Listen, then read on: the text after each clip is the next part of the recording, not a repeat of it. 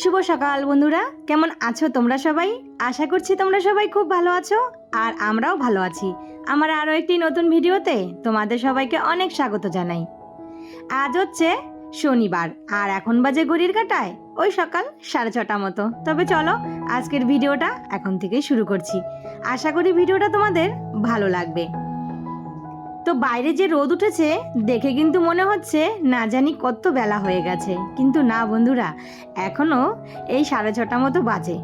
তো এই যে ঘুম থেকে উঠে সমস্ত বাসি কাজগুলো সেরে নিয়েছি, তারপর চটপট চান করে চলে আসলাম রান্নাঘরে। রান্নাঘরে এসে দেখি মা চা বসিয়েছে। তো এই যে মা চাটা হয়েই গেছে। তো এদিকে আমি কালকে রাতে যে বাসনগুলো মেজে রেখেছিলাম, তো ভাবলাম যে চলো তাহলে বাসনগুলো হাতে হাতে গুছিয়ে নিই। আর আজকে আর হাজব্যান্ডের টিফিন করতে হবে না, একবারে ভাত করে টিফিনটা পাঠিয়ে দিব পরে, ওই সকালের জন্য রুটি করতে হবে না।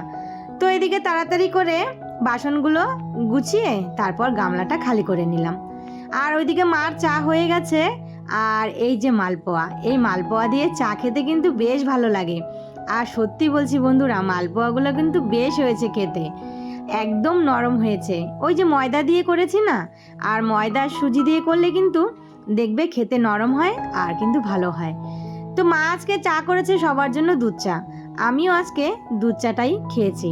তো দুধ চার থেকে লাল চাটা খেয়ে আমি কিন্তু ভালো উপকার পাচ্ছি, তবু আজকে মা করে ফেলেছে, খেয়ে নিলাম। আর এইদিকে বোন এই যে মামামের দুধের বোতলগুলো আছে না, জলের বোতল দুধের বোতল, এগুলো সব এই যে ফোটাতে বসিয়েছে। তো এটা ফুটে গেছে, ওটা নামিয়ে তারপর এই যে আমি ভাতের হাঁড়ি বসিয়ে দিলাম, রান্নার জোগাড়। তো আমার এই ভাতের হাঁড়িটা দেখে অনেকেই না কমেন্ট করে। একটা বোন তো প্রায় দিনই বলে যে এটা নতুন হাঁড়ি, কিন্তু না বোন, এটা কিন্তু নতুন হাঁড়ি না। একজন আমাকে কমেন্ট করেছে, তোমার এই ভাতের হাঁড়িটা কি দিয়ে মাজো? তো ওই যে স্টিল জুত হয় না, যেটা দিয়ে সিলভারের একটা মাজনি হয় না, যেটাকে আমরা স্টিল জুত বলি, তো সেটা দিয়েই কিন্তু এই হাঁড়িটা আর কড়াইটা আমি মাজি রোজ। আর এই যে দেখো, ভাতটা বসিয়ে দিয়ে মাম্মামের কাছে আসলাম। মাম্মাম কিন্তু সেই অনেক সকালে ঘুম থেকে উঠে পড়েছে। তারপর এখানে মায়ের সঙ্গে বসে বসে দেখো কি সুন্দর দোল খাচ্ছে আর খেলা করছে। আর এইদিকে এত পরিমাণে গরম ছেড়েছে, তো ওই যে বোন ছোট পাখাটা মাম্মামকে চালিয়ে দিয়েছে। তো এদিকে মা কিন্তু সবজি কাটতে বসে পড়েছে। মা আসলে না আমার এরকম অনেকটা হেল্প করে দেয়, জানো তো বন্ধুরা। যখনই মা আসে, তোমরা এর আগের ব্লগে অনেকেই দেখেছো, আমার মা যখনই আসে না আমার হাতে হাতে সমস্ত সবজি টবজিগুলো কেটে আমাকে এগিয়ে দেয়। তো একমাত্র মায়েরাই কিন্তু এই যে দেখো মেয়ের কষ্টটা বোঝে। তো যাই হোক, ওইদিকে মা সবজি কাটছে আর আমি চলে আসলাম দোকানে। কালকে আলু শেষ হয়ে গেছে, আলু এনেছিল, সপ্তাহের আলুটা শেষ হয়ে গেছে। ওই যে সেদ্ধ খাওয়া হয় না, আর আমার বাড়িতে রোজ আলু সেদ্ধ লাগবে। তো এই কারণে কালকে 1/2 কিলো আলু নিয়েছিলাম, সেটাও শেষ হয়ে গেছে। আবার আজকে সকালে আলু নিতে দোকানে চলে এসেছি। তো 1 কিলো আলু নিয়ে চলে আসলাম বাড়িতে। আর এদিকে ছোট ছেলেকে একটু দুধ কর্নফ্লেক্স আর হচ্ছে একটা কলা দিয়ে দিলাম। তো দেখো বন্ধুরা, এইদিকে আমার মার কিন্তু সব সবজি কাটা হয়ে গেছে। আলু কেটেছে মাছের ঝোলের জন্য, অল্প একটু ঢেঁকি শাক ছিল সেটা ভাজা করব। এখানে মিষ্টি কুমড়ো আর করলা ভাজি করব, আর সাথে চাল কুমড়ো এনেছিলাম না কালকে, সেটা দিয়ে মাছের মাথা দিয়ে একটু ঘন্ট করব। আর এদিকে ডাল বসিয়েছি। তো এই যে মা আসলে এইভাবে কিন্তু আমার হাতে হাতে সমস্ত কাজগুলো এগিয়ে দেয়। সত্যি বলছি, আমাকে না এই যে রান্নার অনেক হেল্প করে দেয় মা। আর মা আসলে আমার রান্নাগুলো তাড়াতাড়ি হয়ে যায়। একদিকে মা সবজিগুলো কেটে গুছিয়ে দেয়, আর একদিকে আমি ঝটপট রান্নাগুলো সেরে নিই।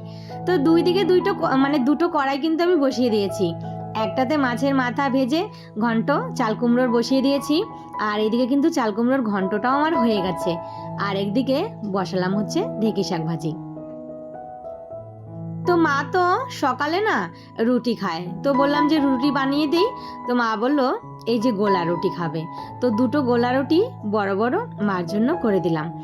আর হচ্ছে একটু দুধ ছিল, তো সেটা দিয়েই খেলো, তরকারি খাবে না। আর ওইদিকে কিন্তু আমি মাছের ঝোল বসিয়েছি। আজকে জানো তো শুধু আলু দিয়েই মাছের ঝোল করলাম। আমার বড় ছেলে কোনো সবজি দিলে মাছের ঝোল খেতে চায় না, যদি একটু আলু দিয়ে পাতলা করে মাছের ঝোল করে দেওয়া হয় তাহলে হয়তো একটু খাবে। তো এর মধ্যে আমার রান্না বান্না পুরো কমপ্লিট হয়ে গেছে কিন্তু বন্ধুরা। তো এদিকে কিন্তু এই যে সমস্ত বাসনগুলো মেজে গুছিয়ে রেখে দিচ্ছি, আর এর মধ্যে কিন্তু সকালের খাওয়াটাও হয়ে গেছে। এই যে খাওয়ার থালাগুলো মেজে নিচ্ছি, আর রাতে যে ভাত করেছিলাম না, তো সেই হাঁড়িটা, আর এই যে হচ্ছে এই ছোট্ট হাঁড়িটা, এটা হচ্ছে আমার দুধের হাঁড়ি। তো এদিকে আমি রান্নাঘরটা পরিষ্কার করে নিচ্ছি, মানে সকালের খাওয়ার টাইম হয়ে গেছে, তো সবাইকে খেতে দিয়ে নিজেও একটু খেয়ে নিয়েছি। তারপর এই যে এখন রান্নাঘরটারগুলো সমস্ত কিন্তু পরিষ্কার করে নিচ্ছি। আর বাইরে যা পরিমাণে রোদ উঠেছে বন্ধুরা, কি যে বলবো, এত গরম ছেড়েছে, গরমে না আর কিছুই ভালো লাগছে না। তো বন্ধুরা, রোজকার বলা কথা, তোমরা যারা এই পর্যন্ত আমার ভিডিওটা দেখছো, তো প্লিজ একটা লাইক দিয়ে দিও। আর আমার এই ভিডিওর কোনো অংশ যদি তোমাদের ভালো লেগে থাকে, তাহলে একটা ছোট্ট কমেন্ট করে জানিও। তো এদিকে কি কি রান্না করেছি তোমাদেরকে একটু দেখাচ্ছি। এখানে আছে মিষ্টি কুমড়ো আর করলা ভাজি, সাথে না কালকে মা মাছ এনেছিল, একটু ডিম ছিল, সেটা দিয়ে একটু বড়া করেছি। আর এই যে হচ্ছে চাল কুমড়োর ঘন্ট, সাথে হচ্ছে পাতলা করে মুসুরির ডাল, আর এই যে অল্প একটু শাকভাজি, আর সাথে আছে পাতলা করে আলু দিয়ে মাছের ঝোল। তো এখন বাজে ওই দুপুর 12টা মতো। তো বাজারে যাচ্ছি, বাজারে না একটু কাজ আছে, তো তাই আমি এই যে মানে সবাই বাড়িতে আছে, শুধু আমি একাই যাচ্ছি। আর বাইরে দেখো কি পরিমাণে রোদ, মানে রোদ, গরমে থাকাই যাচ্ছে না। যাই হোক, যেই কাজের জন্য গিয়েছিলাম সেটা আর হয়নি।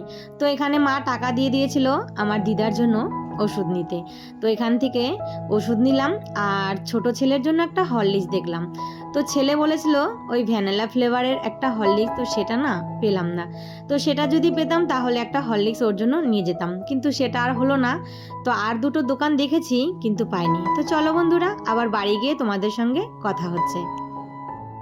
পর অনেকটা সময় কেটে গেছে। বাড়ির পাশে ছিল হচ্ছে আজকে এই যে বড় ঠাকুরের পুজো, তো সেখানে নেমন্তন্ন করেছিল, গিয়ে একটু প্রসাদ নিয়ে আসলাম। তারপর কিন্তু অনেকটা সময় কেটে গেছে, এখন রাত্রি ওই 10টা মতো বাজে। তো এই যে রাতের খাবার রেডি করে ফেলেছি, আর আলু সেদ্ধ তো পাতে থাকবেই। তো চলো বন্ধুরা, আজকের ভিডিওটা না এখানেই শেষ করি, আবারও দেখা হবে।